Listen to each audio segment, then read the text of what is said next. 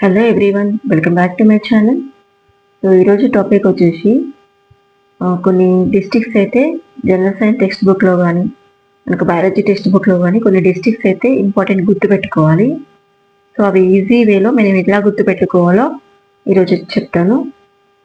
So ఇక్కడ మనకు ఏమో కల్చర్ గురించి అయితే మనకి 8th క్లాస్ బయాలజీ టెక్స్ట్ బుక్లో అయితే ఉంది. అండ్ కాటన్ కల్టివేషన్ ఎక్కువగా ఏ డిస్ట్రిక్ట్లో జరుగుతుంది అనేది మనకు 7th జనరల్ సైన్స్ టెక్స్ట్ బుక్లో ఉంది. షీప్ రీడింగ్ డిస్ట్రిక్ట్స్ అనేవి మనకు 6th class general science text బుక్లో అయితే ఉన్నాయి. సో ఈ మూడు మనకు కన్ఫ్యూజింగ్గా ఉంటాయి కాబట్టి ఈజీ వేలో ఎలా గుర్తుపెట్టుకోవాలో ఈరోజు అయితే క్లాస్ చెప్తాను. అండ్ వీడియోలోకి వెళ్ళే ముందు ఛానల్ అయితే సబ్స్క్రైబ్ చేయండి.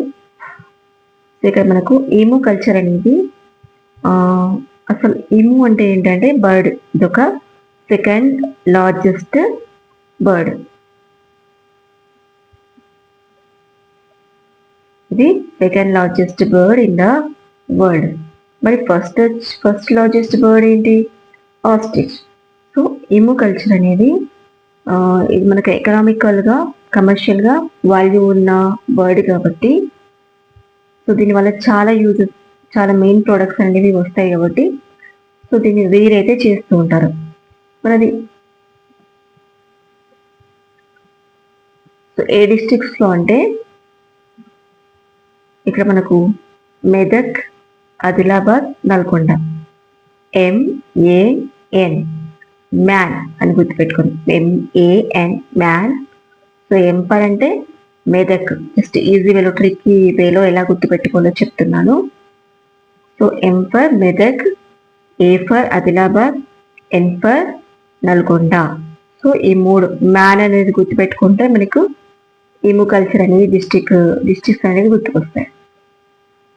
Next cotton cultivating districts. ఎక్కువగా కాటన్ అనేది ఏ డిస్ట్రిక్ట్లో కల్టివేట్ చేస్తారు అని చూసినట్లయితే ఇది కూడా 3 డిస్ట్రిక్ట్స్లో. బట్ మనకి ఇక్కడ ఎలా గుర్తుపెట్టుకోవాలి? వ్యాన్ స్పెల్లింగ్ ఏంటంటే VAN వ్యాన్. సో ఇక్కడ మనకు WAN. సో ఇది కూడా సేమ్ ప్రొనౌన్సియేషన్ అయితే వస్తుంది కదా, జస్ట్ ట్రిక్కీ వేలో గుర్తుపెట్టుకోండి. VAN WAN van. సో మనకు W for Warangal, A for Adilabad, N for Nalgonda.